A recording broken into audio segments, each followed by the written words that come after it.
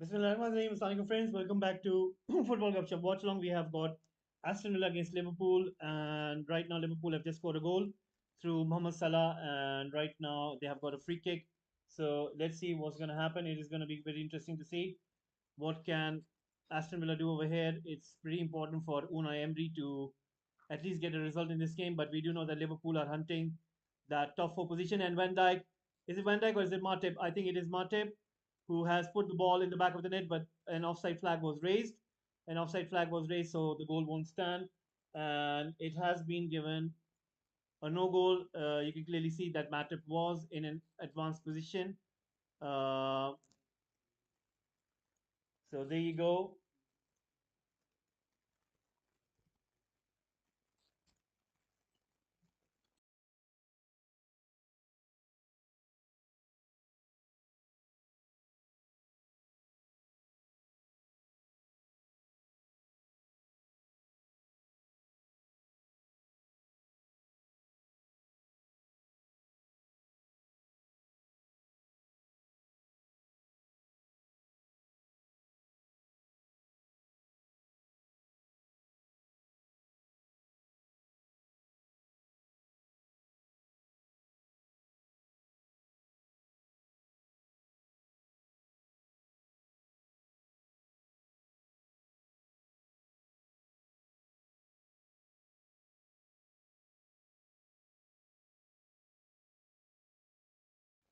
So right now, guys, we can see that Liverpool are trying to go forward, and it is Henderson on the ball, gives it to Alexander.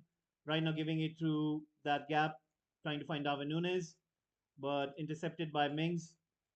Alexander Arnold trying to put in that high pressure, but once again, you can see that Aston Villa are trying to clear those balls away, and right now you can see that the likes of Douglas Luiz is finding it difficult to cope with the pace coming from the Liverpool players.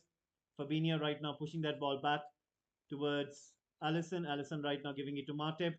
Matip has got the ball, giving it to Alexander Arnold. Alexander Arnold right now passing it back to Matip. So let's see what's going to happen going forward in this game.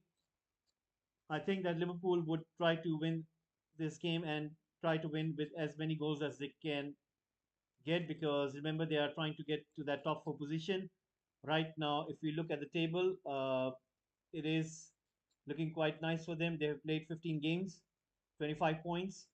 They are just 5 points away from Tottenham. So if they win the next game as well, they will be on 28 points. That means just a 2 point gap.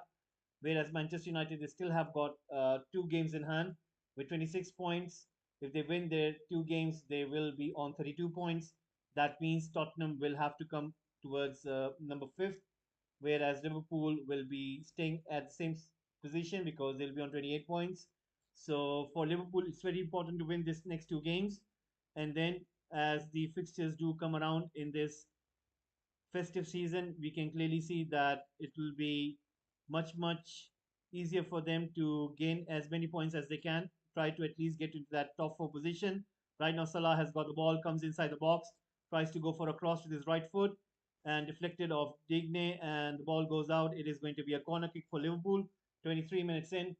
Let me put on the timer for you guys so that you guys are aware what time is currently right now. If you can stay with me for a second. So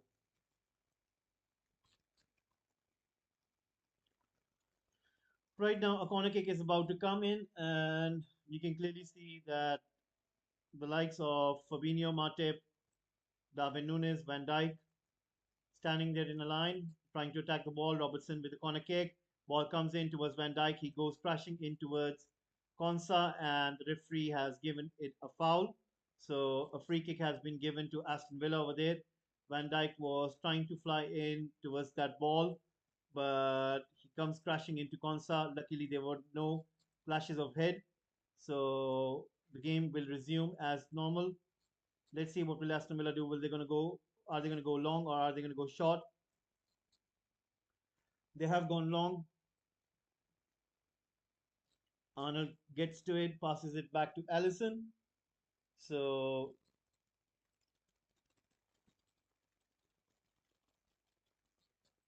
Right now, Matip once again on the ball, giving to Alexander Arnold. Arnold right now on the ball has got plenty of options, gives it to Henderson. Henderson gives it to Salah. Salah gives it to Fabinho. Fabinho right now has got Henderson on the right flank.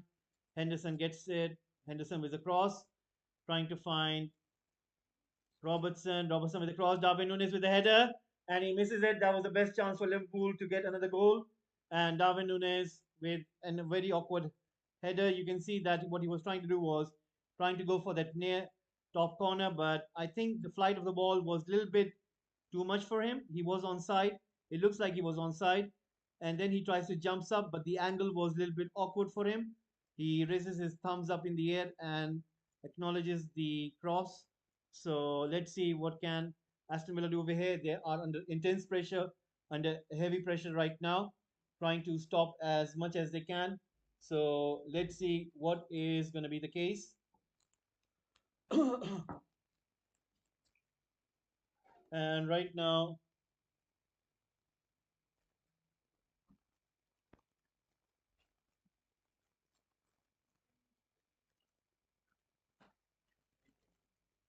Aston Villa once again on the ball. Kamara passing that ball back to Konsa. Konsa right now with the ball. So let's see what is going to happen from here onwards.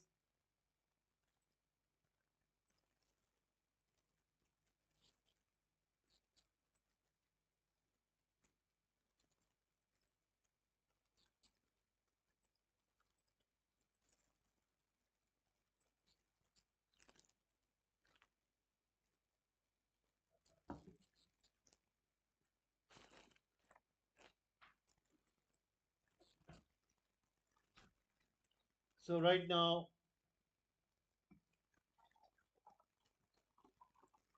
Liverpool are trying to go forward, but Aston Villa have got this free kick.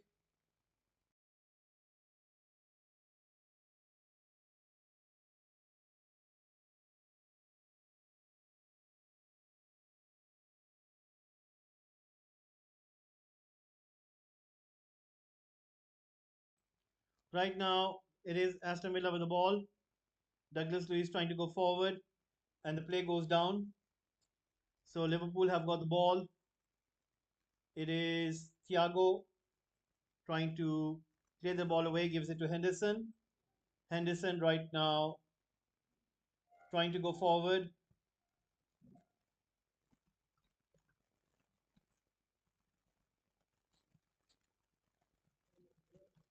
And right now, Alexander Arnold to Salah. Salah right now passing it forward. Darwin Nunes takes a shot, blocked by the goalkeeper. Right now, Mings passes the ball forward towards Douglas Luiz. Kamara. Douglas Luiz passes it in towards Buendia, but intercepted by Fabinho. Comes to Henderson, comes to Alexander Arnold. Thiago, Fabinho, Arnold once again on the ball. Fabinho passing it back to Arnold. Arnold right now to Matip. Matip right now passing it to Van Dijk. Van Dijk right now on the ball, passing it to Matip. Matip right now on the ball, passing it to Alexander Arnold. Arnold once again on the ball, passing it back to Matip. This is going to be interesting. Let's see what can Alexander Arnold do. Pushing it forward towards Henderson. Henderson once again on the ball, passes it back to Salah. Salah right now looking for an option and gives it to Alexander Arnold. Arnold once again on the ball, gives it to Matip. Matip to Van Dijk. Van Dijk has got plenty of options, has got Thiago, has got Fabinho, gives it to Matip.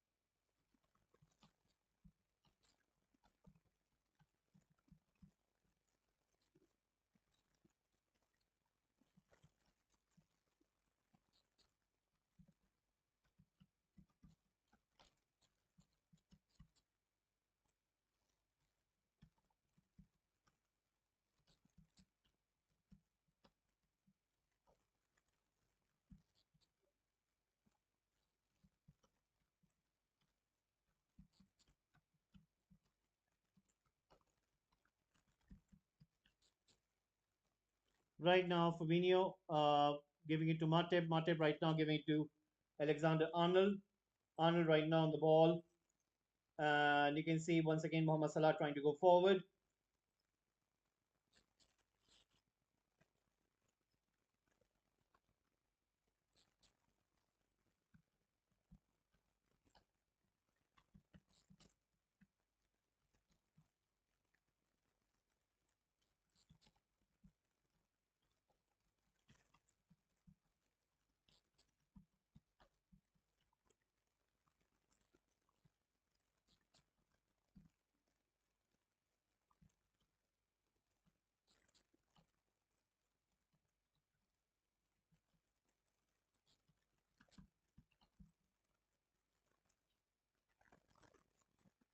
Right now, Fabinho once again on the ball, passes it back to Van Dijk. Van Dijk passes it to Fabinho. Fabinho to Thiago, to Henderson. Henderson to Matip. Matip right now to Alexander Arnold. Once again, the ball has been pushed forward. Salah gets to it inside the box, takes a shot. It goes wide, and that was pretty poor from Salah. You can see what he was trying to do over there, but once again, you can see that he's not happy with what he has done over there. So let's see what can he do going forward in this game. Once again, Aston Villa pushing that ball forward. Buendia tries to knock that ball down, but the ball goes out. So 31 minutes in, Liverpool 1, Aston Villa nil. Once again, Fabinho trying to go through those plays to the center. Comes towards Thiago. Thiago right now passes it to Robertson. Robertson passing it to Van Dijk. Van Dijk passing it to Alexander Arnold. Arnold right now passing it to Matip. Matip to Van Dijk. Giving it to Thiago. Thiago right now giving it to Van Dijk. Van Dijk towards Matip. Matip right now giving to Alexander Arnold. Arnold right now on the ball. Right now passing it to Van Dijk. Van Dijk right now passing it to Alexander Arnold. Arnold pushing that ball forward. And it was an offside. The offside flag was raised.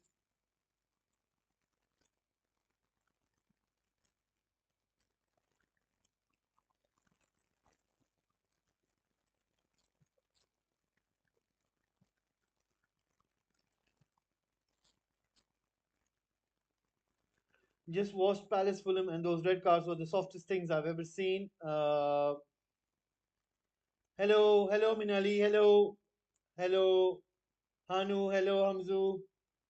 Thank you for very much watching. Walaikum salam. Right, Billy. Just watch Palace Fulham, and those red cards was the softest thing I've ever seen.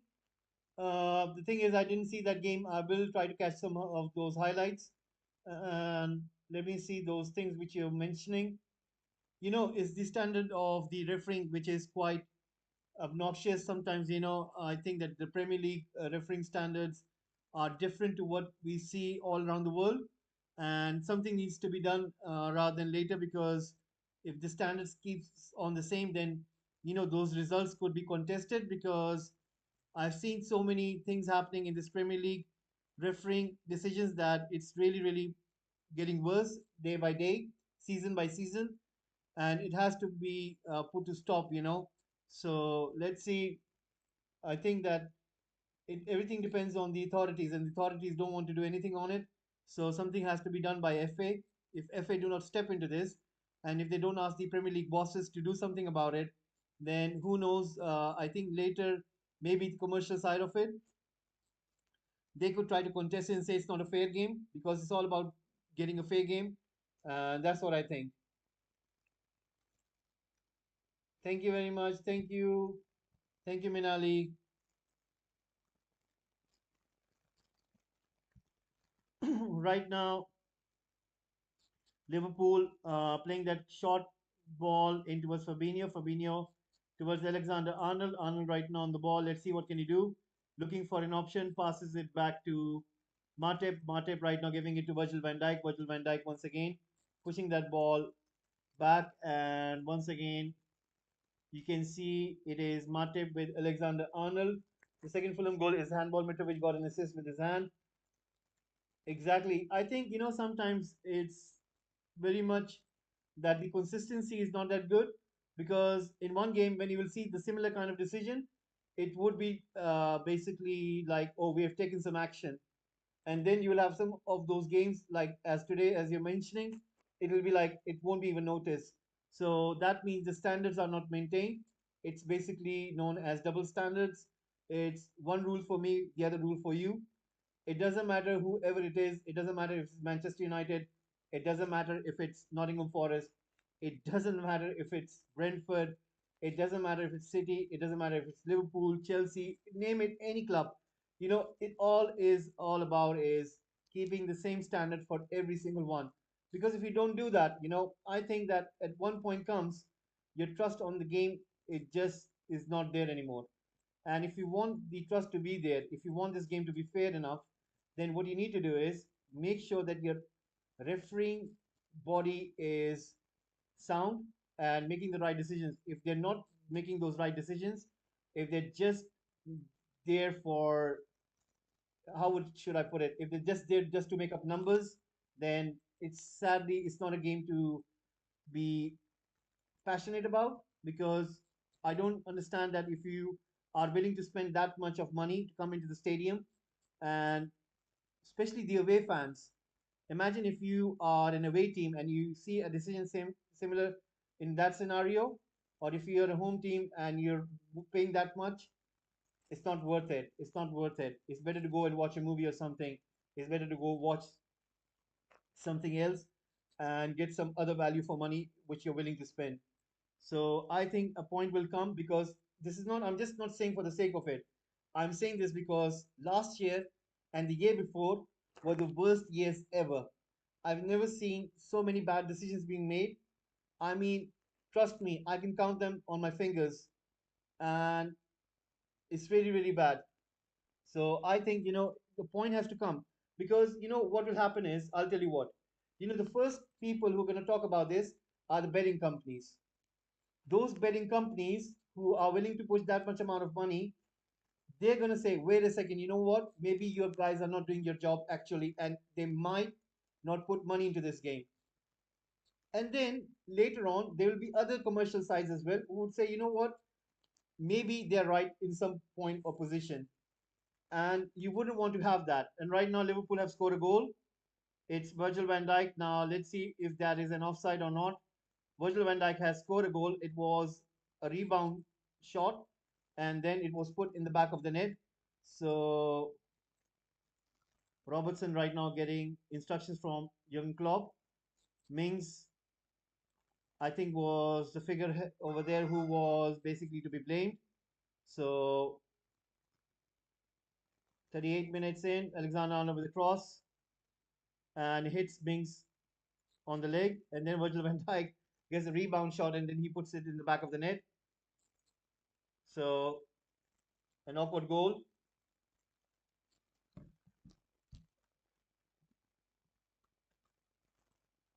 So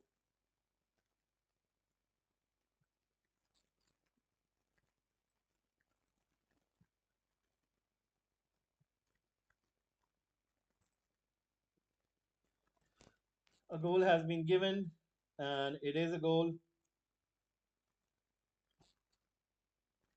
Virgil van Dijk scoring that goal. Liverpool getting an advantage. Unai Emery is not going to be a happy man, and I'm sure that he would have something else to say about this. But anyway, a goal has been given, and in the 37th minute of the game.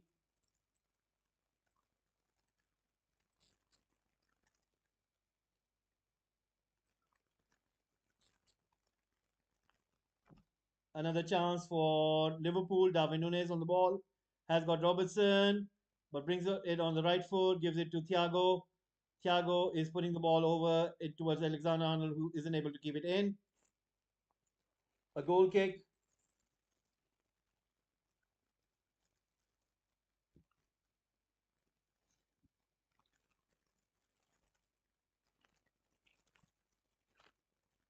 I think a point will come when they will have to sell Mings. I think Mings' career as an Aston Villa footballer is coming to an end. I mean, the mistakes which he's been making is really, really not even a championship defender would be able to do those kind of things which he's doing. I mean, the teams which do get the promotion, if you tend to see the centre backs, they do have mistakes in them, but not at level which Mings is making them. I think since he has got his national team experience in the Euros, his performance has been downward, and he hasn't been the same as he was. The reason he was selected for the national team was the fact that he was so good in terms of sniffing out the danger. And I think for that reason he was being selected. And now, while Gareth Southgate has just overlooked him, he selected Cody over him. Imagine, he went with Cody, and he knew that Mings had played a tournament, but still he didn't go with Mings. So that tells you everything. Southgate trusted Cody more than he would trust Mings. So that means Mings is not doing good in Aston Villa at this moment. And I think a time will come where Aston Villa board are going to make up their mind.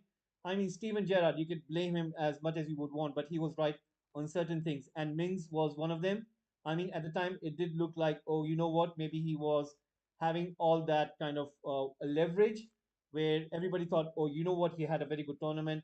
He has been in a very good form. How come he is not doing as good as Steven Gerrard is saying?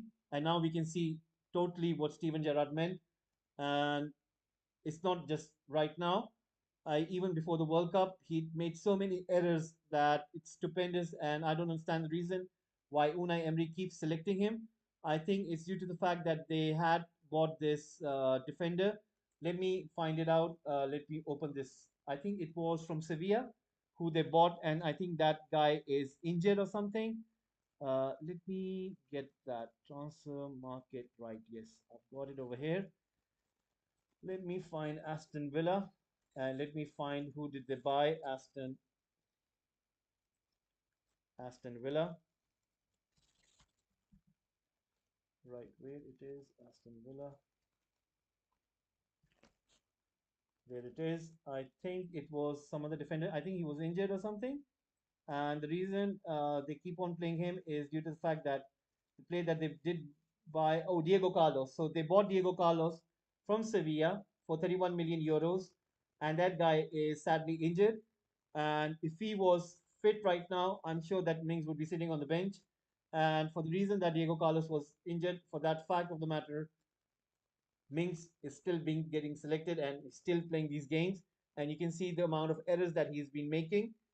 And it's not looking good for Aston Villa fans.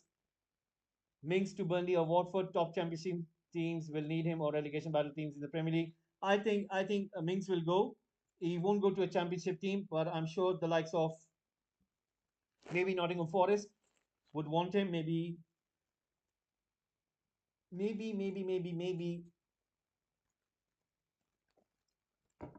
I think maybe I could be wrong over here. Maybe Wolves. You never know. Maybe Wolves. So anyway, 43 minutes into this game, and Liverpool 2, Aston Villa nil. So let's see what is going to happen over here. Once again, Aston Villa have got the ball. This is going to be interesting. Right now, ball comes in. You can see Buendia going forward, running forward right now, comes into the box, tries to put in a cross, and it has been deflected, and the ball goes out. Right now, Kamara on the ball, still trying to beat his man, and still keeps the ball, gives it to Digne. Buendia goes down, plays the ball in towards Bailey, but he doesn't get to it. And right now, Liverpool have got the possession. Robertson with the ball right now. This is going to be quite interesting. Let's see what is going to happen. And 44 minutes into this game, Buendia is trying to get up. Right now, 44 minutes, 1 minute remaining. This is going to be quite interesting. So let's see.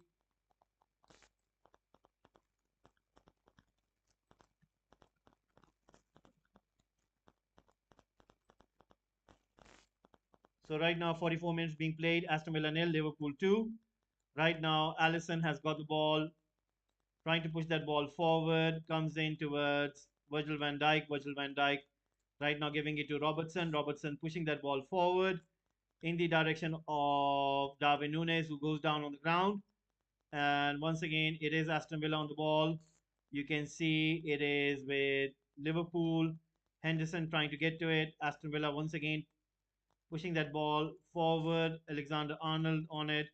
Gives it to Fabinho. Fabinho right now playing it in towards Thiago. Thiago right now on the ball. Gives it to Alexander Arnold.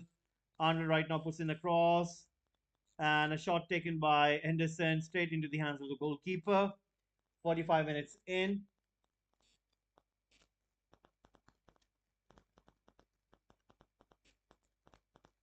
Right now, ball being played in towards Digne. 10 seconds remaining. Aston Villa nil, Liverpool 2.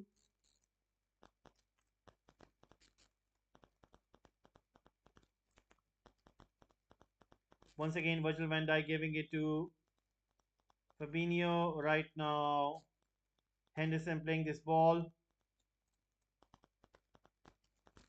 Comes into Salah.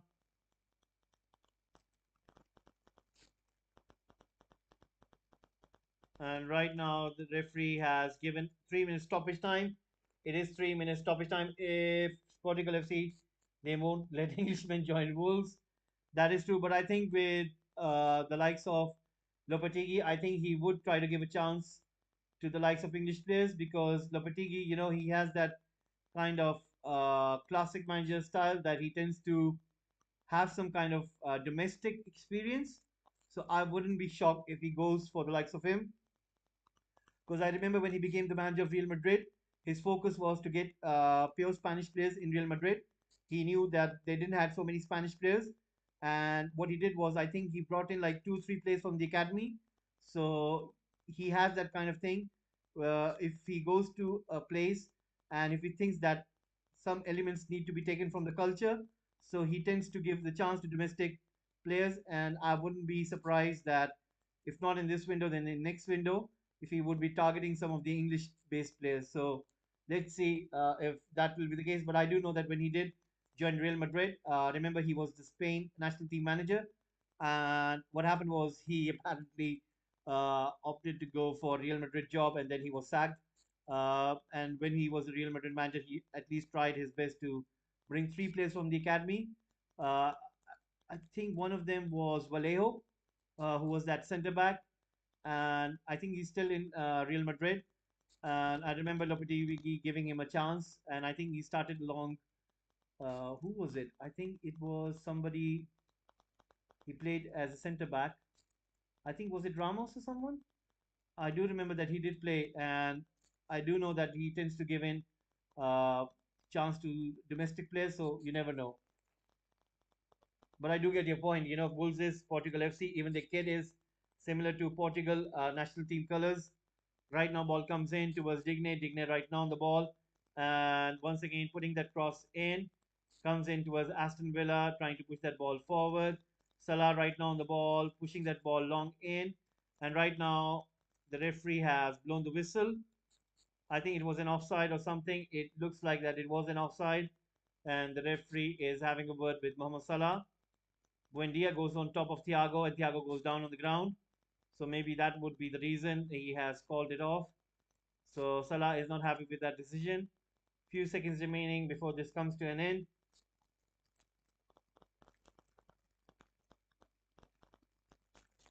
So Allison will have to make some sort of save. Let's see if he'll be able to do so. Their team is just Portugal and Spain. That is true. That is true. The players that they have, it is basically showing that it is representing that, and that is true. Right now, a free kick is about to be taken by Aston Villa.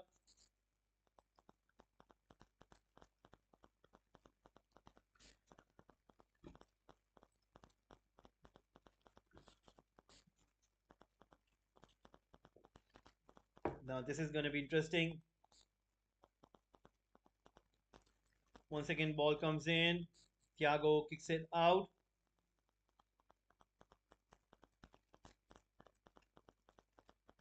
It is halftime. It is going to be halftime. And the halftime whistle has been blown.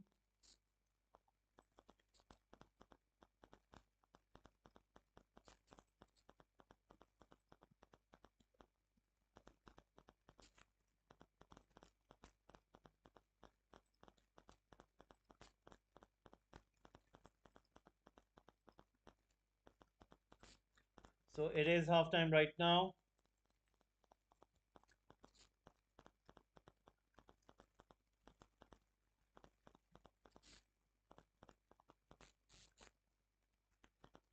Aston Villa nil,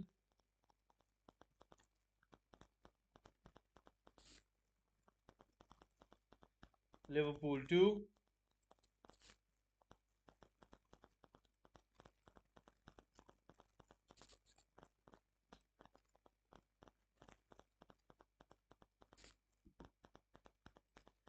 So what do we have tomorrow? Tomorrow is going to be interesting as well. Chelsea are playing against Bournemouth. Manchester United are playing against Nottingham Forest. Two exciting fixtures. Sure that Chelsea would be looking for a win. Graham Potter would be looking for an important win. Billy, what do you think? Do you think you're going to win big against Bournemouth, or do you think that Bournemouth are going to be able to give you some contest? United will be playing against Nottingham Forest. Remember Nottingham Forest? They are battling for relegation, so they would want to give some challenge to United. So let's see. I think Chelsea and United will both win their games. Let's see how much will they be able to score. That's another case. Then on Wednesday we will have Leeds United against City, and then no games on Thursday. Back on Friday we'll be having West Ham United against Brentford, all London affair. Liverpool against Leicester City. That game is going to be interesting as well. Brendan Rodgers going back to Anfield. Then on Saturday the next round of fixtures are going to be up. Wolves against Manchester United, Bournemouth against Crystal Palace, Fulham against Southampton. That is going to be a crispy fixture. City against Everton, Newcastle United against Leeds United. That's going to be good as well. Brighton against Arsenal. That's going to be nice as well. Then on Sunday, Tottenham against Aston Villa, Nottingham Forest against Chelsea. That is going to be good as well. Then on Monday, Brentford against Liverpool. Tuesday, we'll be having another round of fixtures for Premier League. Arsenal against Newcastle. That is going to be one game. Everton against Brighton. That is going to be another good one. Leicester City against Fulham. United against Bournemouth. Then on Wednesday, we will have Southampton against Nottingham Forest. Leeds United against West Ham United. Aston Villa against Wolves. Crystal Palace against Tottenham. All London affair. Then on Thursday, the big one. Chelsea against Manchester City. Imagine if Graham Potter wins this game. Imagine, just imagine how much would it mean for the Arsenal fans. Let me ask Billy over here. Billy, what do you think? Do you reckon, would you want Chelsea to beat City, which would help Arsenal to have a better lead on City in terms of the title race? Would you want to win that game or would you want to lose that game? Chelsea against City, what do you make of it? What do you think? What would you want?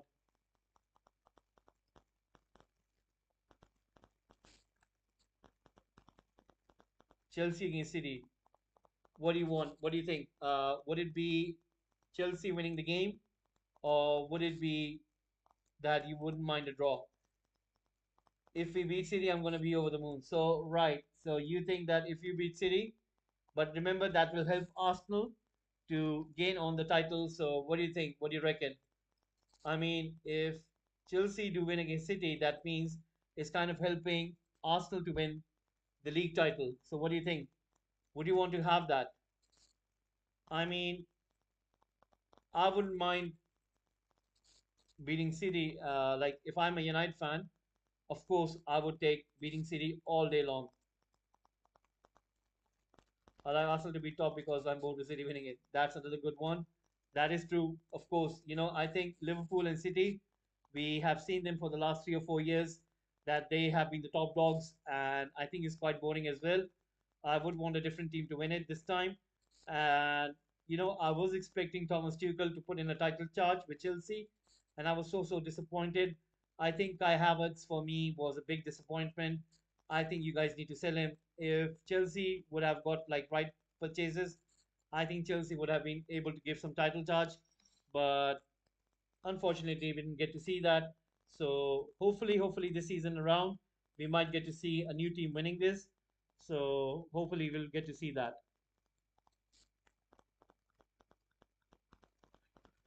So the next game we are going to be having, I think it's Arsenal against West Ham, an all London affair.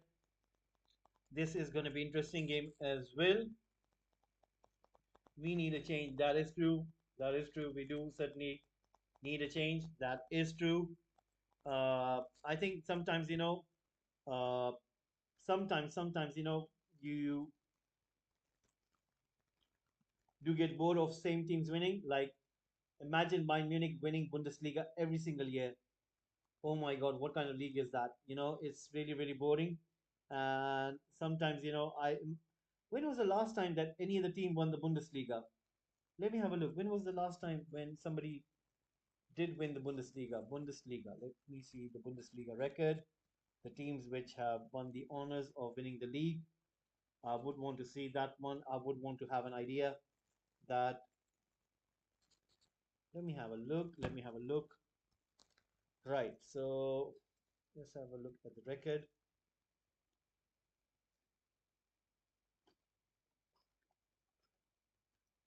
No, not Bundesliga table. I was looking for Bundesliga. So, right. Let's look at the history record. Which was the last team that did win the Bundesliga other than Bayern Munich? Right. Right, right, right, right. Champions, champions, champions, champions. Uh, when was the last time? Right. So Bayern Munich won in last year, the year before, the year before that, the year before that, the year before that, the year before that, the year before that, the year before that, the year before that, the year before that. Oh my God. Oh my God. They have been winning it what?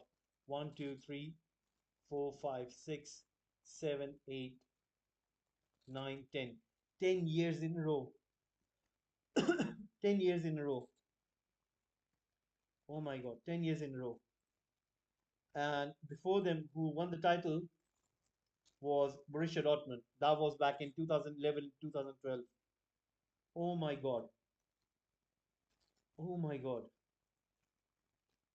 How boring would this league be? When you have time, watch Palace and Fulham. I will do so. I will do so, Billy. I will do so. When you have time, watch Palace and Fulham. I will do so. Thanks for reminding me, Billy. I will do so.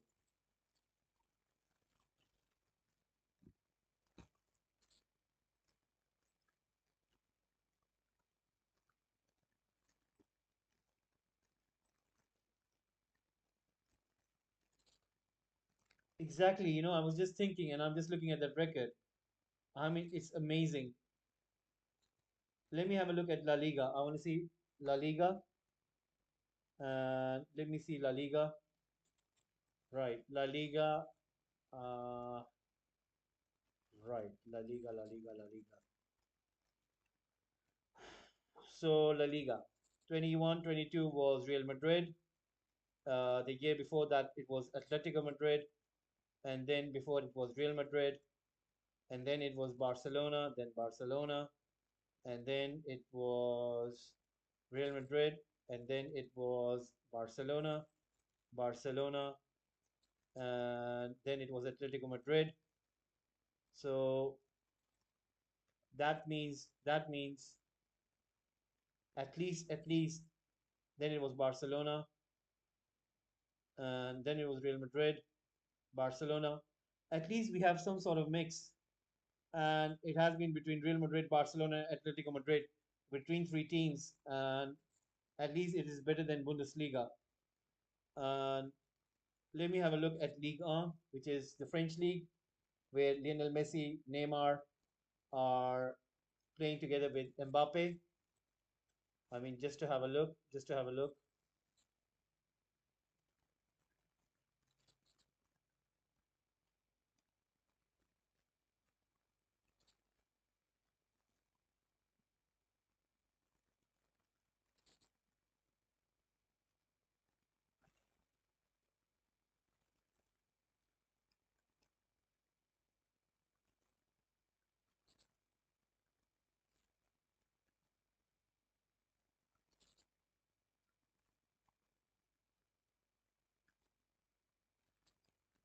Right.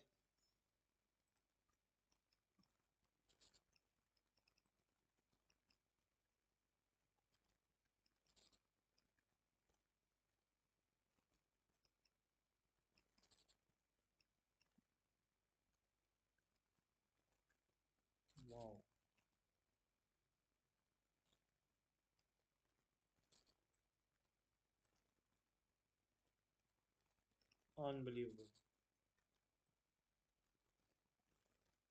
It has been PSG, just PSG. Oh my God. So it was Lille, and then it was PSG, and then it was Lille.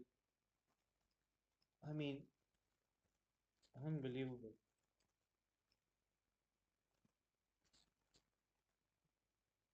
Marseille last won it in 2009 and 10. Monaco won it was back in 2016 and 17. The Mbappe won. Lyon won it last time in 2007 and 8. Bordeaux won it in 2008 and 9.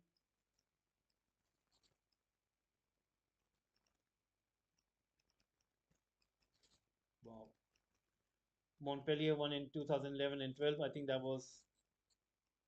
think when Giroud was playing over there or something like this. And 2010 and 11 when Eden Hazard was playing for Lille. I think that was the year when they won it. Unbelievable. Let's have a look at Serie A. I think Serie A is similar to Bundesliga. Not that much of a difference.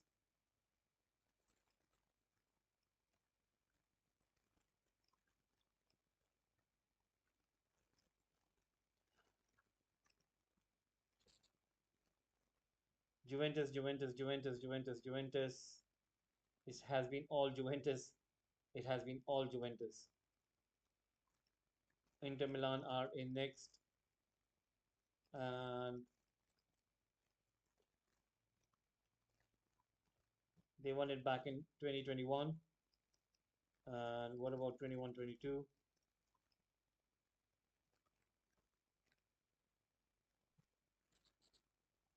It was AC Milan who won it in 21-22. Before that, it was in 2010 and 11. So AC Milan and Inter Milan joint winners with 19 to their name and 36 in total for Juventus. So they stay on the top.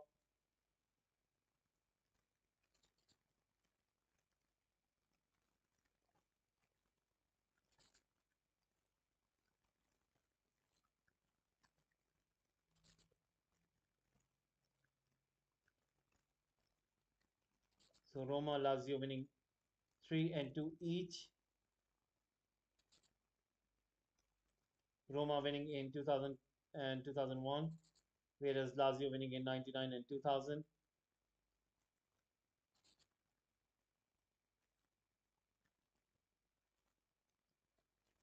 Napoli winning in 86, 87 and 89, 90. Currently looking at this table,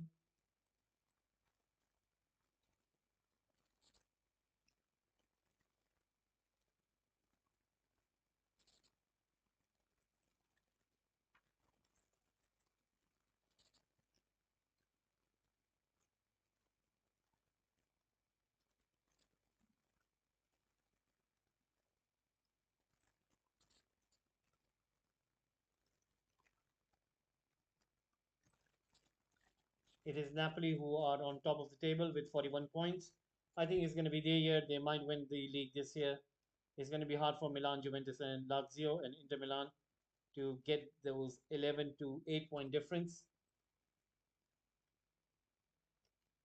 Lille and Monaco are the only other teams to win League in the last 10 years. Imagine that. Juventus in the last few years have not won Serie A, so that's good. Hope so.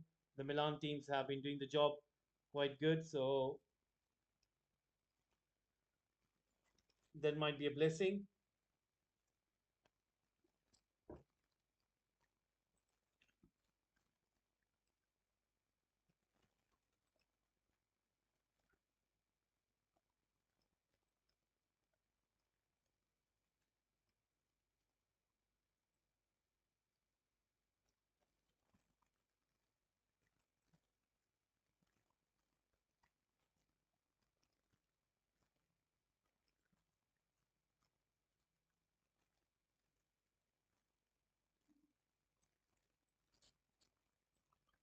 Right. I want to see the Dutch league as well, which is Eredivisie, and I just want to see that league as well. I just want to see Eredivisie uh, because I think Ajax have similar story as Bayern have in Germany.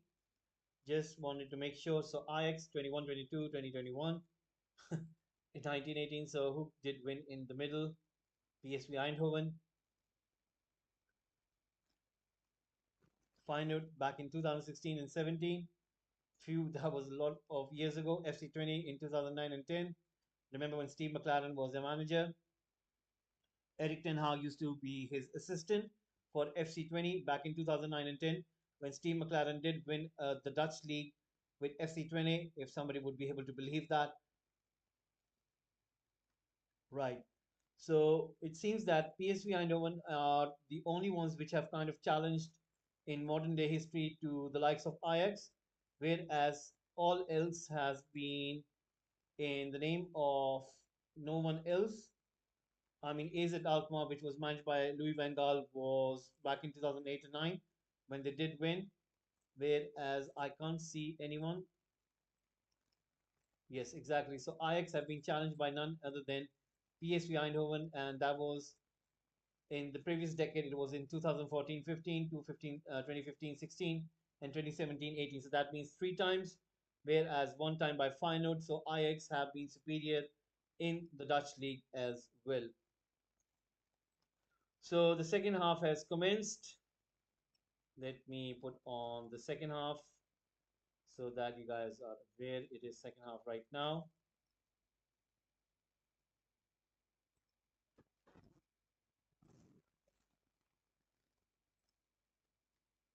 Let me get the timer.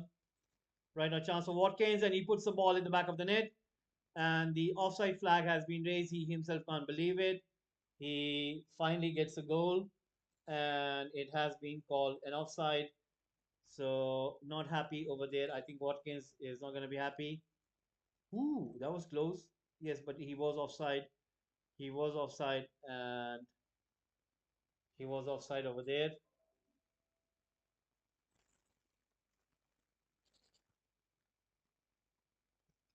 So they're going to look at this offside line. He was offside. He was pretty well offside over there. Exactly. What a bummer. That is true. That is true. So right now Liverpool have got the ball. Let's see what can they do. They are trying their best to at least increase the lead, but Unai Emery has some other plans. Maybe some kind of strategy they would try to implement on the field in terms of trying to give a game to Liverpool, not just trying to sit down and take it on the chin. I think they need to find some sort of solution. Now Bailey is very much deep in that zone. Ashley Young trying to find Mings. That was a little bit risky by Ashley Young. Mings passes it to Watkins. Watkins to McGinn. McGinn finds Digne on the left flank. Right now Digne is going to go for a cross. Will he find McGinn? McGinn with a header. That was really poor by McGinn. He should have done better with that chance. I think that was a golden chance for Aston Villa. And yes, Billy, it was kind of a quiet one. It was not sort of that kind of happening, and I think it was pretty much a quiet one. I seem to like those ones a little bit quieter rather than more like peaceful kind of thing, because never like those kind of hectic things. It's just like you tend to kind of stay in the home, that sort of thing. Then it feels like a little bit like that, and it's a little bit more colder, so those kind of things do tend to play in. I mean, if you want to go out, it's just more of a case of you almost out every single day, but being in home, watching some telly, watching some movies, that's how it should be. Uh, Die Hard, Home Alone, of course, and there was a good chance for Buendia. I mean, this guy Buendia, I do not know if you guys do rate him. I think Buendia is kind of a player that if he plays for the likes of City, he would be something else. Just because he's playing for Aston Villa, you can see that he's always struggling. I mean, I do not know if anybody would want to get a chance on him, especially any team in La Liga. If they get the likes of Buendia, this guy is a special player. But let's see what will Unai Emery be able to do with him. I'm sure that he will have some plans for him. Since Unai Emery has joined Aston Villa, he has played every single game. He has started every single game. he has started in front of Coutinho. So that tells you everything how much trust Unai Emery has in Buendia. So hopefully, he will be able to achieve what he has got the potential in himself. So hopefully, Samanja will be able to bring out of him. So hopefully, honestly, Christmas wasn't the same this year. Every single time it's a different every single year, but I think sometimes it tends to be that it feels you know it's more of a feeling that sometimes you do feel it, sometimes you don't. And I think this time it was more about quiet and peaceful, and I think that was the case, maybe because of the weather, maybe because of how things are. And it's just a case of maybe in another 2 3 years time, maybe there will be those kind of thing. I watched Home Alone 2, and I started watching right when the bad guy got hit with a brick in the head. That's Marv. That's Marv, the tall one. I think every single time he throws a brick, and he's aiming for Harry, the short one, and he just ducks himself in the right time. And I think it's the tall one who gets the brick in his head. I do not know how they did that scene in real life.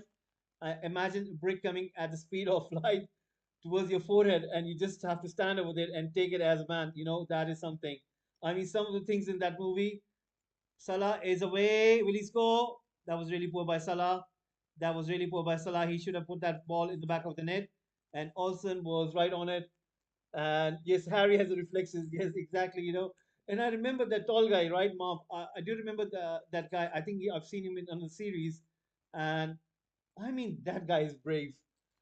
I mean, the current scene, if you remember the current scene where he has to hold those two taps and he has to jolt himself with the electricity, I mean, that was something. You have to give it to him. In the first part, he was hit with the iron, and I was like, this man is brave, man. I mean, I do not know how much did he get paid for that movie, but I hope so. He was justified.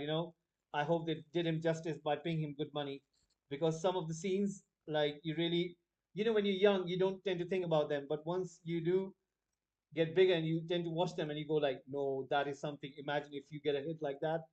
I mean, you won't be coming out of your bed easily for a month or so. And some of the scenes, they're too funny, but you look at as an adult perspective, you tend to think, oh, that's gotta hurt. That's really gotta hurt. But it's one of those classics. I mean, Home Alone, Die Hard. I didn't know how much, and a bag of cement on his head. Exactly, exactly. There was another one. I remember. Oh yes, yes, yes, yes.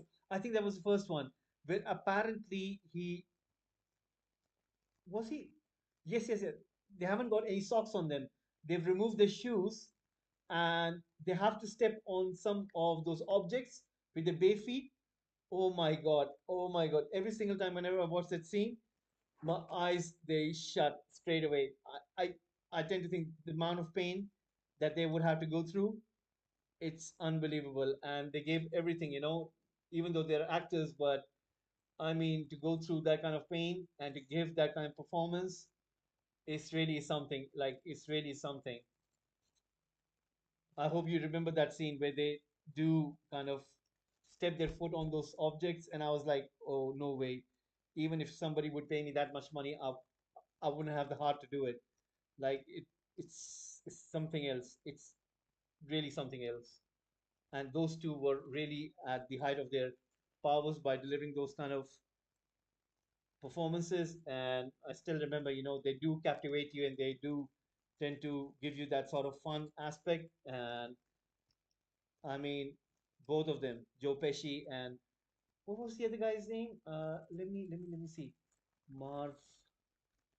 uh,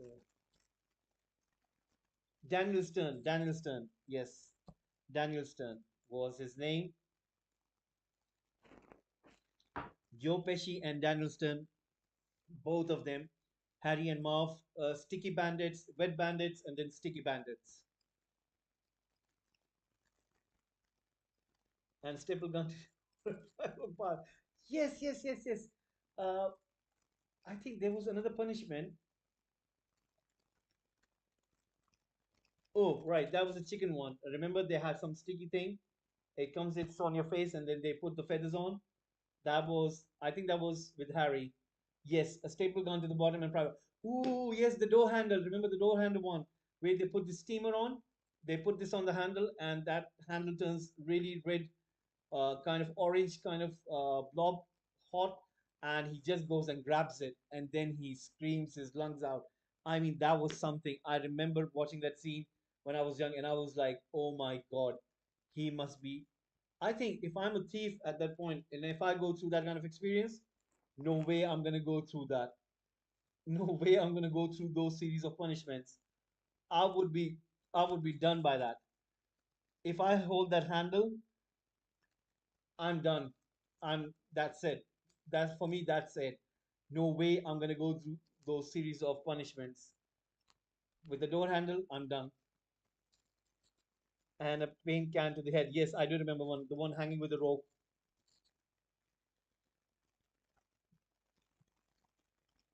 Right now, Virgil van Dijk once again with the ball, pushing it forward was Matip. Matip right now giving it to Alexander Arnold, pushing it forward towards Darwin Nunes. Darwin Nunes on the ball, puts the cross in towards Thiago. Thiago chases it down. His control let him down, but Aston Villa are able to take the possession back. They have got the ball. They are trying very best, but still falling short. This is going to be interesting. And right now, Ashley Young once again on the ball, trying to go forward, looking for an option. Pushes it forward, comes in towards Buendia. Buendia right now plays it in towards Bailey. Bailey right now puts a cross in, and the ball goes out. It is going to be a goal kick. You can see Bailey is trying his best, but so far he's not been able to put those ball into those right areas. Right, Billy, I wanted to ask you something. Now, looking at the Premier League table, which clubs do you think are going to get relegated?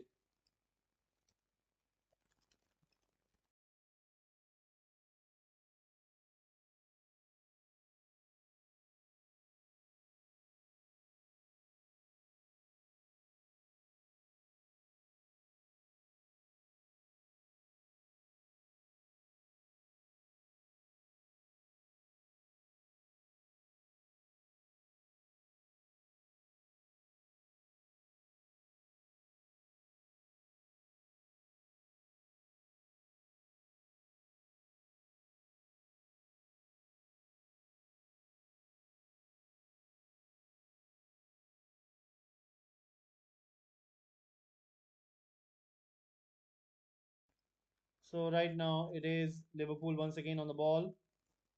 Virgil van Dijk pushing that ball forward. So let's see, who do you think is going to get relegated? My money is on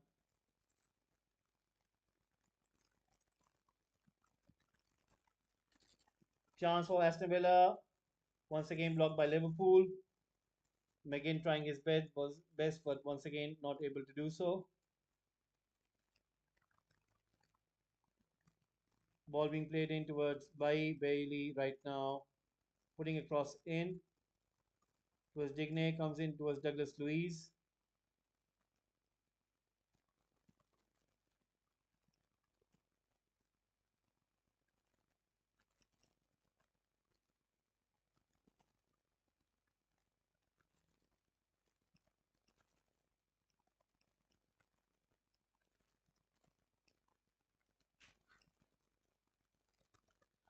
I think for me it's going to be Bournemouth,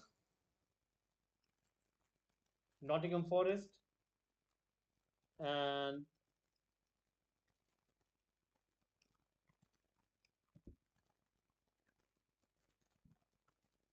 chance for Mings, and he scores. Or was it Watkins? Yes, it is Watkins. It is Watkins who puts a goal, and he beats Allison.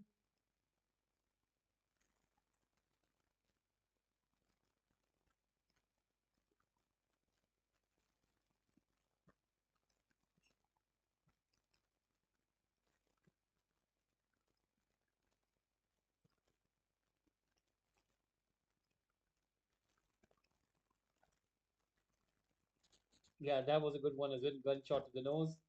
Southampton definitely. Everton are troubles for them as well. We'll name them in a second.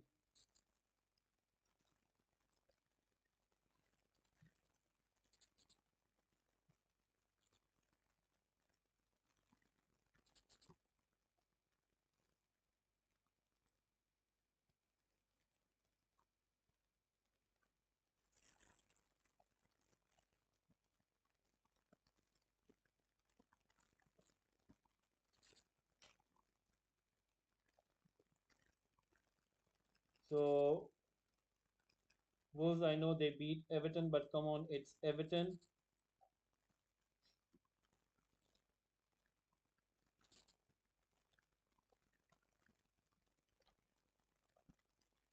I think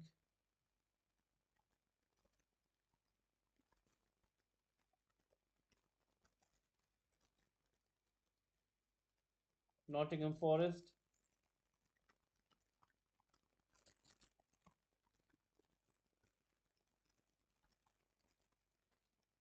Bournemouth,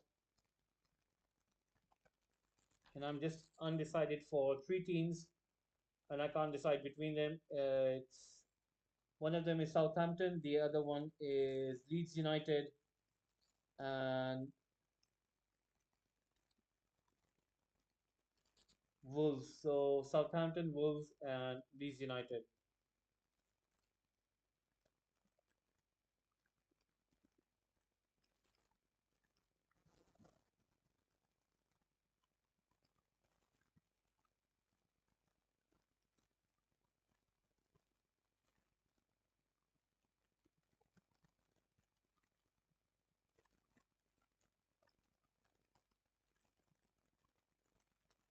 It could be Everton.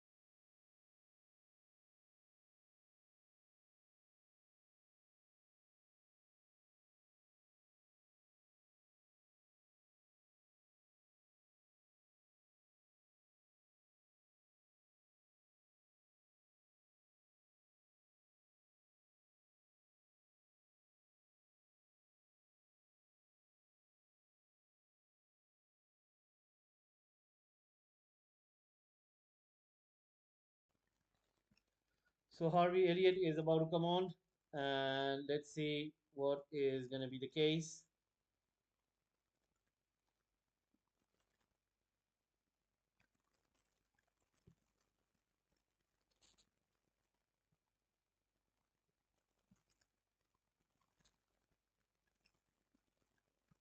Right now, ball comes in towards Mings,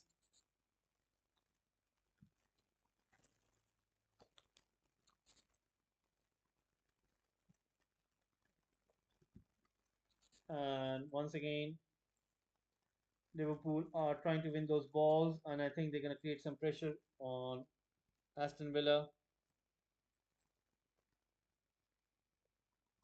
Darwin Nunes once again misses it, as usual.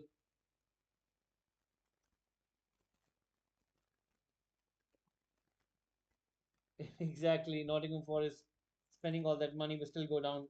That is true.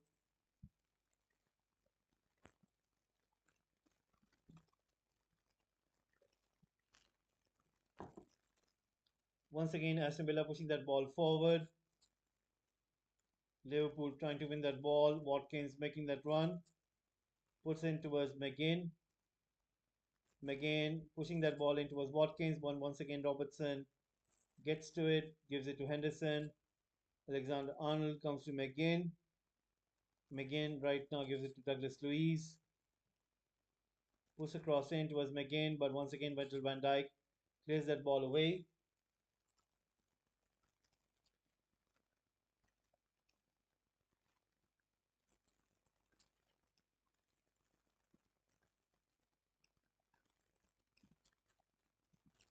Exactly. I think he's waste of money.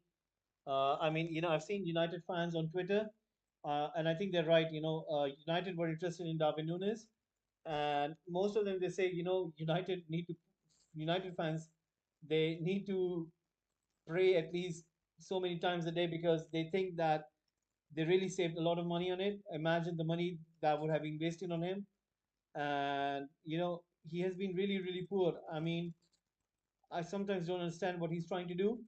And whenever he gets the ball, it's not that he's just nervous. It's like he is really, really, really, really that poor. I mean, the amount of Liverpool have spent all these years over so many players, and I can't remember that much of money wasted. Andy Carroll was better than him, and Andy Carroll was the worst player that I've seen. That guy was not serious with football. His head was not in this game.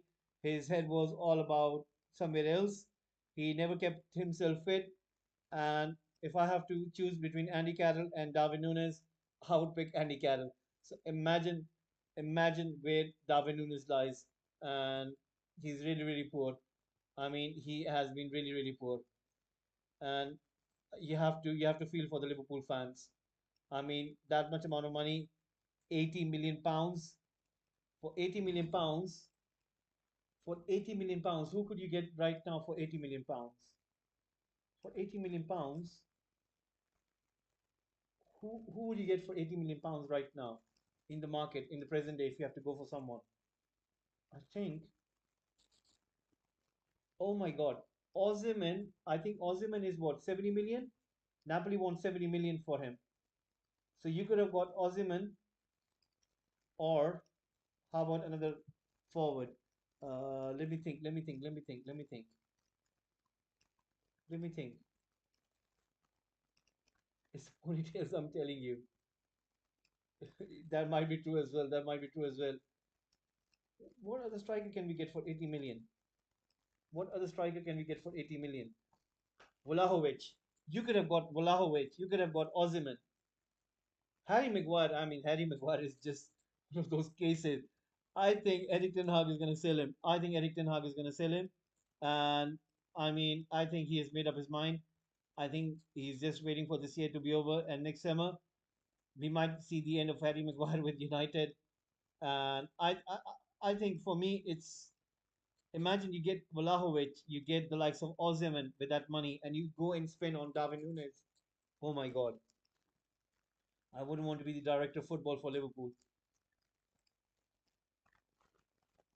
But you have to give it to Jurgen Klopp. You know, he has started him every single time, maybe because he doesn't has got so many options, and he has to play him every single time. So I think you have to give it to him. Of course, they couldn't go for Erling Haaland, and they would have wished that they got the likes of Erling Haaland. He's got a ponytail, and he's not that a bad player. So nothing against ponytail fans. If anybody of you are watching right now, it's just that Andy Carroll and Darwin Nunes, we're just thinking who would be better. I mean, for me,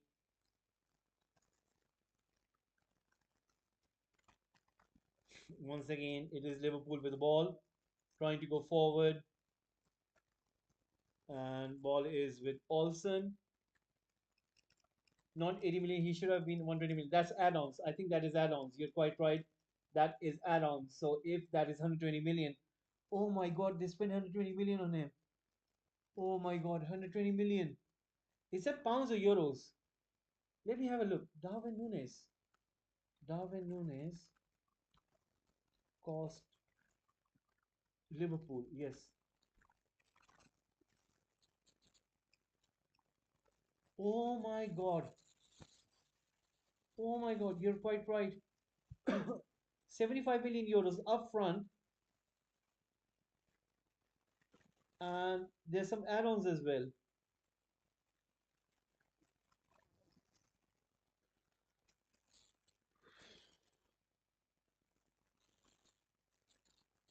Liverpool will have to splash out 8.6 million after the striker makes 60 appearances. The remaining 8.6 million owed to Benfica will depend on performance-related objectives, both individual and collective, being achieved. Oh my God. Oh my God. That is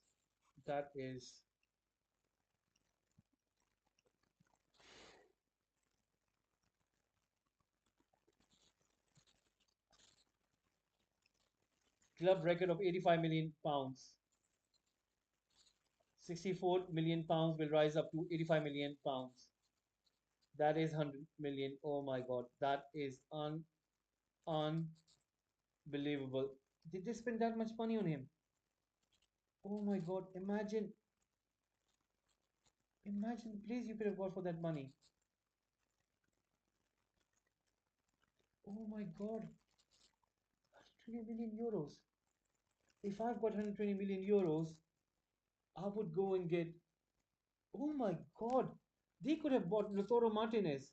They could have bought Lautaro Martinez. These lot, they've just wasted. Oh my God, you could have bought Lautaro Martinez. You could have bought Lautaro Martinez. You could have bought Lautaro Martinez, and you could have bought another striker. With this much money, you could have bought two players. This is ridiculous. I didn't knew. I thought that he was 80 million euros. I didn't knew that he was 100 million euros plus. That is just stupendous. And I thought that was with the add-ons. I didn't think that that was just simply paying upfront. And now they just said that it's upfront and then the other one is add-ons. That is a lot of money. Now I do understand why United fans are saying that we should be thankful for not wasting that much money. I mean, we already wasted that much money on Jadon Sancho, so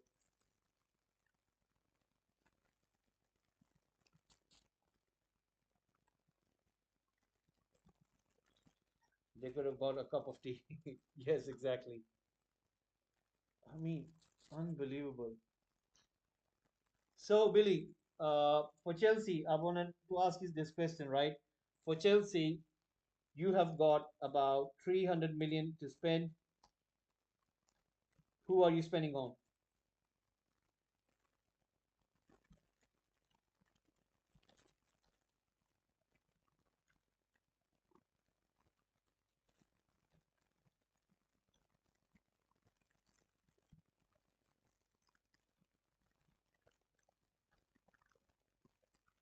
For how much?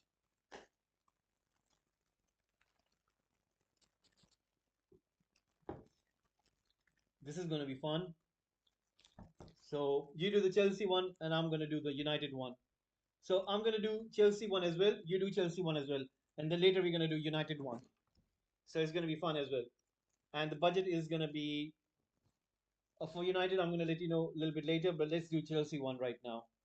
So for Chelsea, we have got 300 million. Remember, this is once you do sales as well. So you need to tell who are you selling and then who are you buying. So what I'll do is I'll put in selling and I'll start from there. So for me, I would start with Kai Havertz, who should be sold, and I'm gonna go right here. Who else do we need to sell? Right,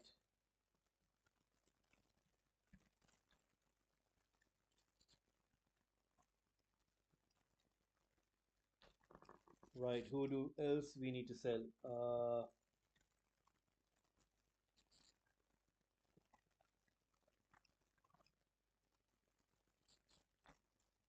Right now, Ashley Young pushes the ball back to the goalkeeper, and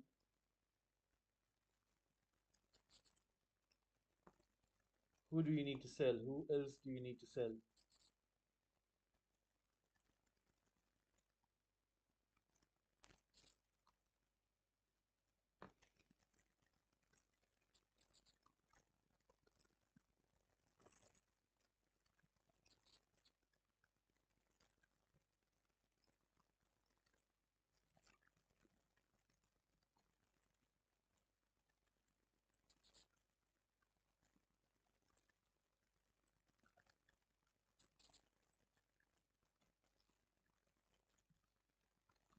Right, so those are my sales for Chelsea, and who are we buying for 300 million?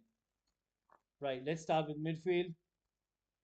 And right, I've got a man for you perfectly over here. And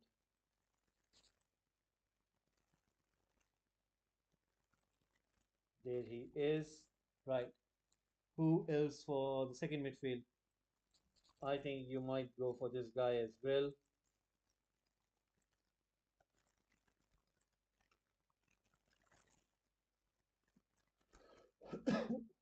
Now,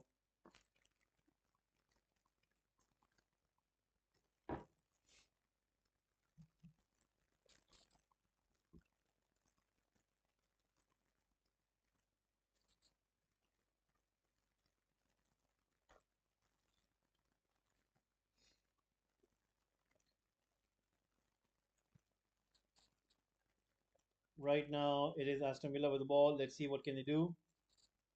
Trying to go forward.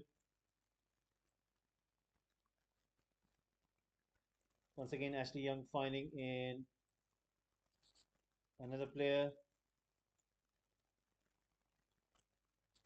Right now, Darwin Nunes is through. He has got the ball. Can he score? He goes wide. Another chance missed by Darwin Nunes. What a wasteful chance that is. I got three names already, and I've spent about 190 million already. So I've got 110 million remaining. And I need to put in at least 3 to 4 players in that 110 million. Tell me a centre back that you want. Tell me a centre back that you want. Who you like for Chelsea? Let me know for what centre back would you like? Because I do know that Chelsea are going to go for another centre back, and that centre back is going to be uh, who that centre back is going to be. Please do let me know of any centre back who you could think of. Once again, ball comes in towards Kamara. Kamara right now playing that ball in towards Konsa. Konsa once again trying to push that ball forward. Kamara was brought down over there. So let me know what centre back would we want? Centre back, centre back, centre back. Is there any centre back that you would like? Uh, Once again, Matip intercepting the ball over there.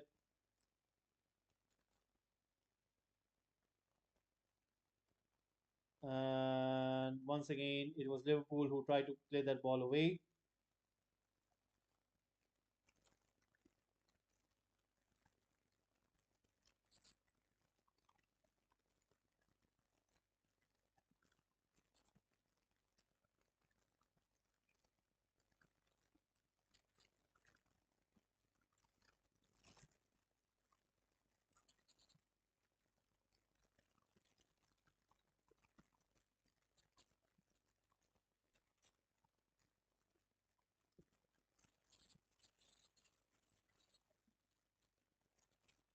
Oh, oh, oh, oh, oh, oh, oh.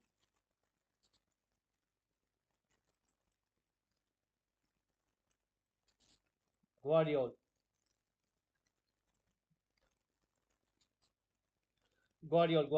Guardiol. I found it. Guardiol. So Guardiol for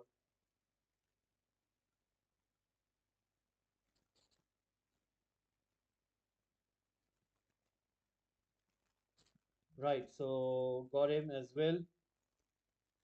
So right now I've spent about 120, 190, and 260. So I've got 40 million remaining, and I've got four guys so far.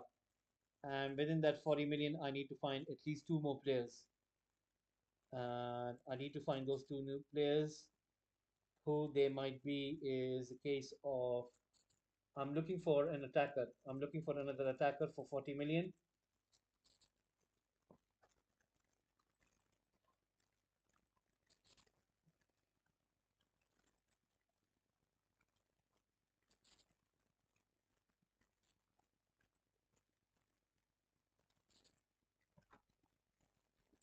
Oh, yes.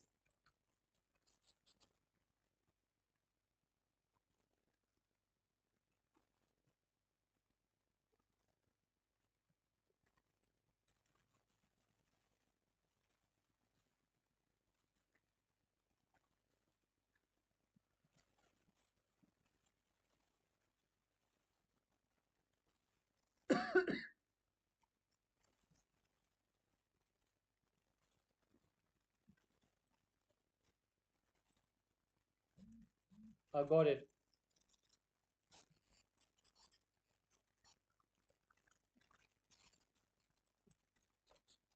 I've got it, and I've got it.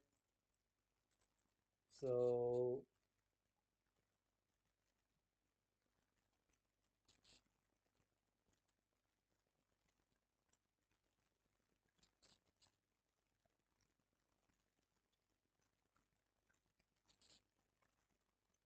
No, no, no, no. I've got it.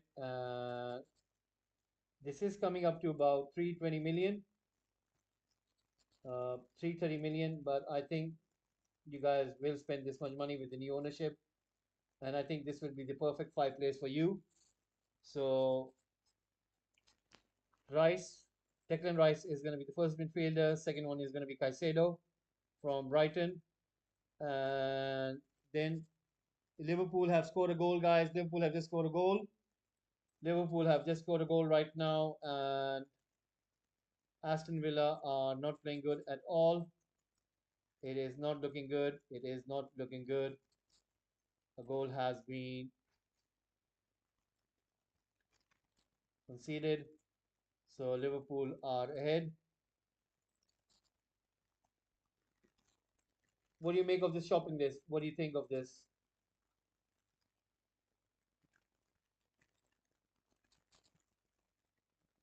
Let's have a look at the replay. Darwin Nunes was the one who comes to it, and then he puts the pass in. And based on rebound, was it?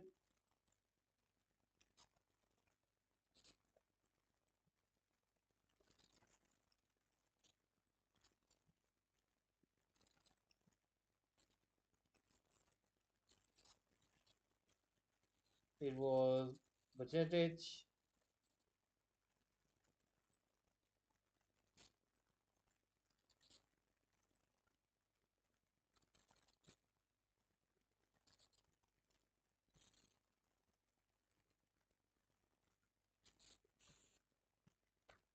Right.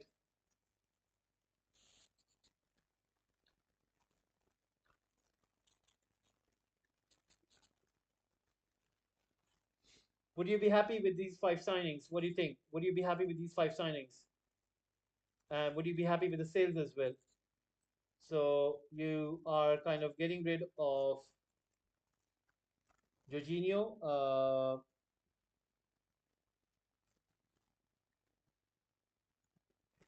You're getting rid of Havertz. Getting rid of Jorginho, Ziyech, Kante. So you're getting rid of four players, and you're getting five players in that regard in Declan Rice, Caicedo, Osimhen, Guardiola, and Nkunku.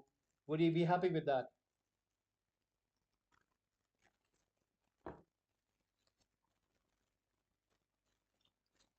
Let me go with United right now. And I think I would be happy if I'm a Chelsea fan, I would be completely happy with that. Getting rid of those four players and buying those four players. I mean, you got rid of Jorginho and Kante, and you got Rice and Caicedo. Very good replacement. Then what you do is you get rid of Ziyech and Kai Havertz, and you get the likes of Nkunku and Osimhen. And plus you buy another quality centre back because remember Thiago Silva is getting older, and Wesley Fofana, Koulibaly, and you need another centre back. And I think Guardiola is going to be a really, really good player in that regard. So that's what I think. Let's do the Manchester United one. And for Manchester United, if the new owners are coming in, if the new capital or if the new cash flow is coming in, I think Eric Ten Hag is going to get loads of money, and we're going to keep that budget between 250 to 300 million as well. So that is what we're going to do. Let's see if we can make some sales and get rid of some of the players that we do not want at the club. I think Marshall is going to go most probably for 15 million or something. That's out of money. Who else have we got on the club which we think we're going to get rid of? Maguire, I think, is going to go. I think they're going to cash him out for 20 million or something. Who else are we going to sell? I think we're going to sell Aaron Wan-Bissaka. He is going to go for another 15 million or so. Uh, then we've got the likes of Teles, which I think is going to be sold as well, maybe for 10 million or something. Uh, Fred as well will be sold for 25 million. Then who else have we got that we think we're going to sell? Uh, 35, 50, 60, 85. I think there's going to be another player which we might sell. So we're selling about one, two, three, four, five. I think there's going to be another player which we might sell.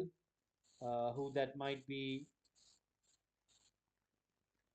I think, I think, I think, I think it's going to be.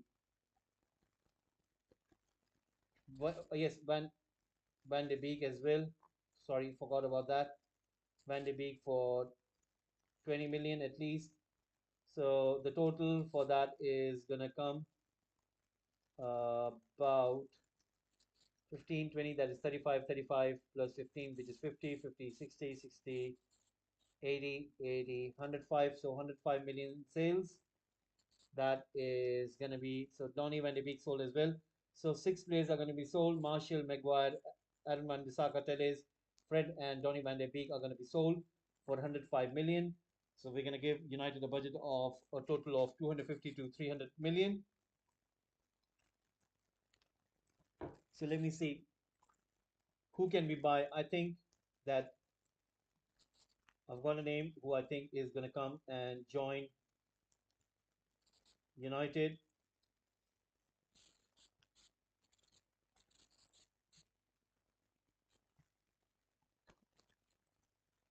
Right. Who else are we going to buy? I think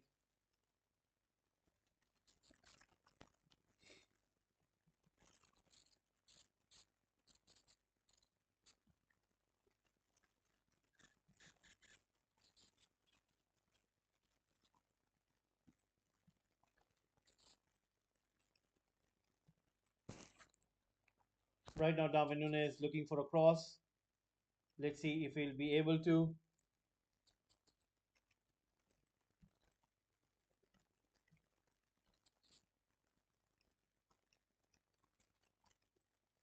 So Liverpool giving another youngster debut. This guy is too young, and I don't know what this guy's age going to be.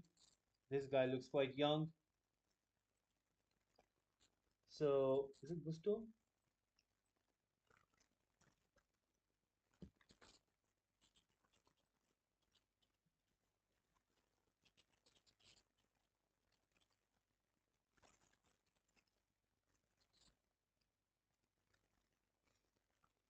So Doak is going to come in,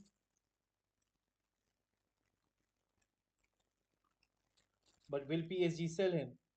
That is the question. I don't think so. PSG would want to sell him. So for me, I would want him. I would want Hakimi, but I think they would want to win the Champions League, and I think that if Messi signs a contract, then nobody's leaving the club, and I think even Mbappe will find it difficult to leave the club. Even though if he would want to force it, I think it's going to be quite difficult. But Hakimi is going to be quite difficult. So right now, I've got three players already. I'm looking for three more players for United, and let me see. We would want to get another forward, but can we get it? That is the key. That is the question.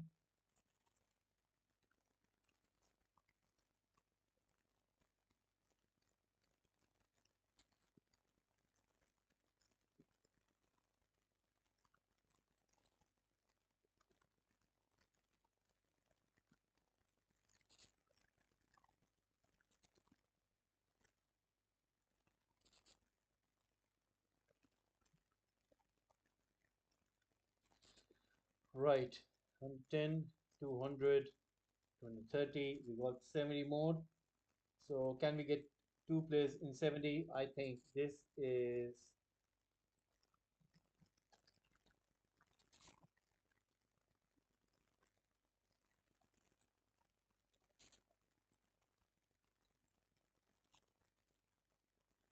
that guy that came on is 17. Wow, he's too young.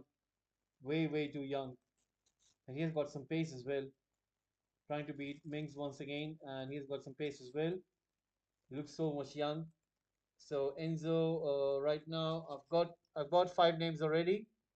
I just need one more name, and that'll be it.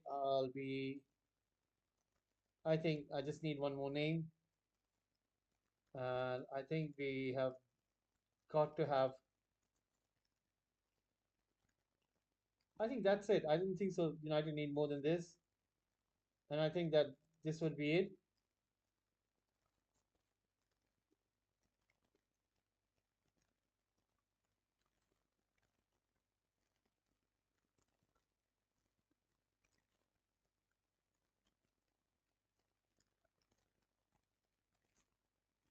Right. So 70,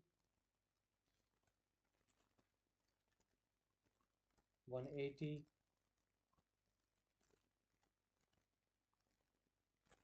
Right. I've got it.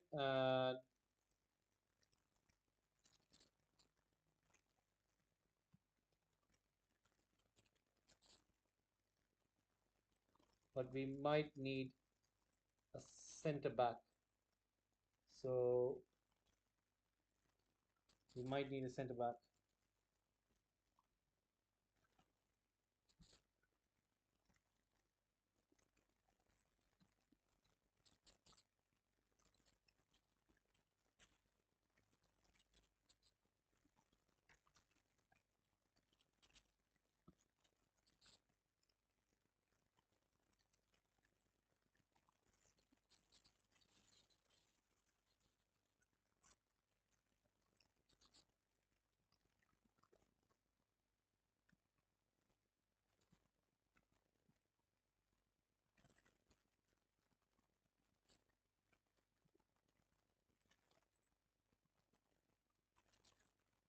Right. I've got it.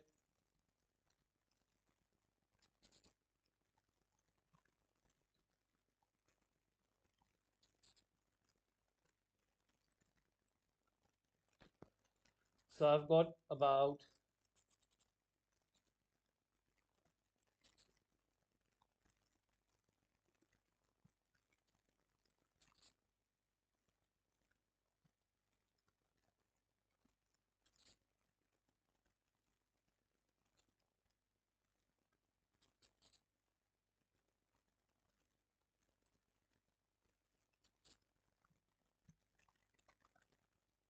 so I've got it over here. Enzo for 90 million, Gapco for 45, Gusto for 20, Felix, Yao Felix for 65, McAllister for 40, Timber for 50. In total, it'll be 310 million. That's what I think is going to be. I think Gapco is going to be signed in January. So maybe Gusto as well. So Gapco and Gusto might be done in January, whereas the other four moves, I think McAllister might be difficult, but Enzo Fernandez as well as Yao Felix and Timber might be made in summer. So McAllister, if that is made, then that will be splendid. That's what I think. It will be really truly special. And right now, 1 minute remaining, and it might be all over.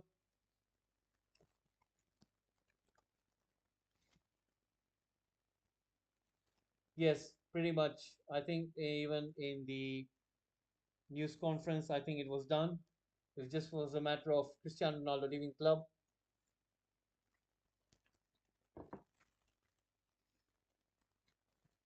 I think it was Cristiano Ronaldo leaving the club. It was just a matter of that. So I think Gapco is done. And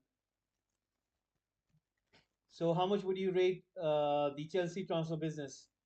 I think I would give Chelsea transfer window,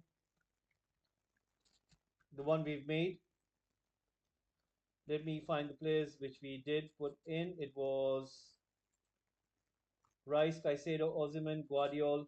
So let's start with the defense.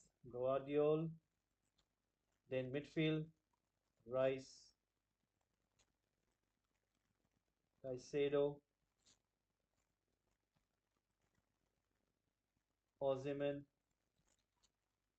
and Kunku.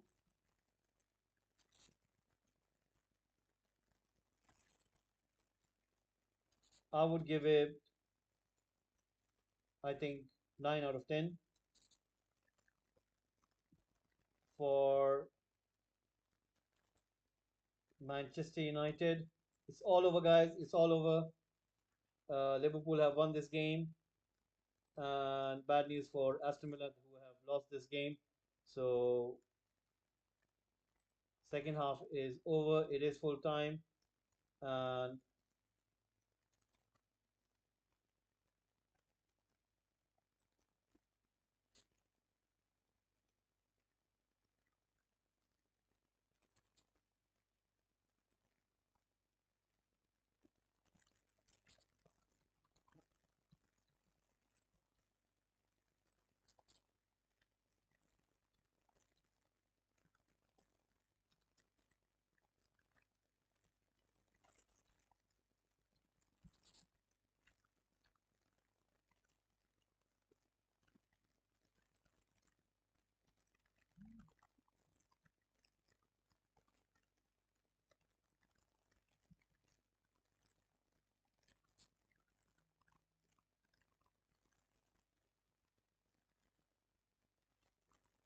I would give it 8 out of 10.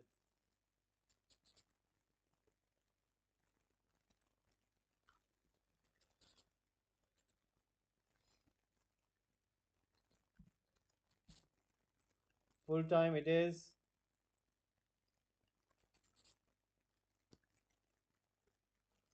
Yes, exactly. 7.5 out of 10.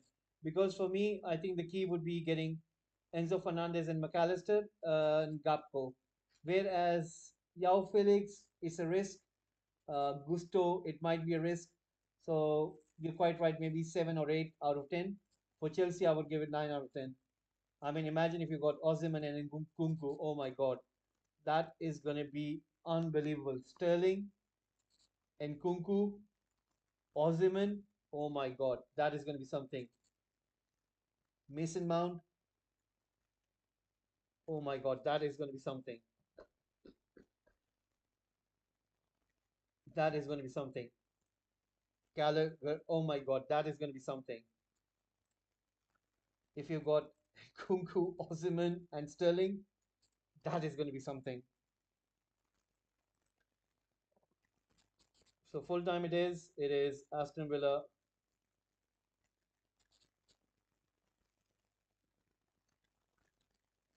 1, Liverpool 3.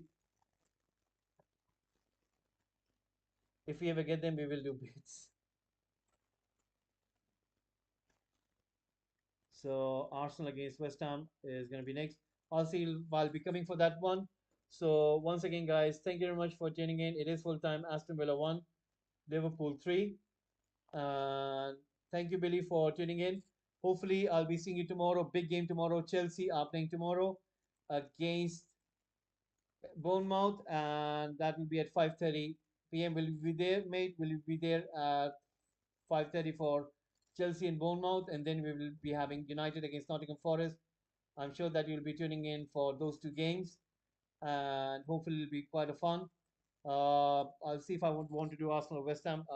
See if I have enough in me, but I think Moden would be coming in tomorrow for Chelsea game as well as United. So hopefully I'll be seeing you tomorrow. And thank you very much for tuning in.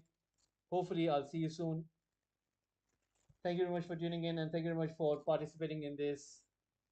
If you lose to Bournemouth, I don't think so. You'll lose. I think you'll win. I think you'll win. It's not. I don't think so. You'll lose. I think you'll win. I think you'll win. I don't think so that you're gonna lose. I think you're gonna win. It looks like that you might, but I don't think so. That'll be the case. I think you will win. So let's see. So thank you very much for tuning in, Billy. Hopefully I'll see you tomorrow. Chelsea are playing Bournemouth tomorrow, whereas United against Nottingham Forest. So thank you very much for tuning in. Hopefully I'll see you soon. Take care. Thank you very much for tuning in. Have a nice one.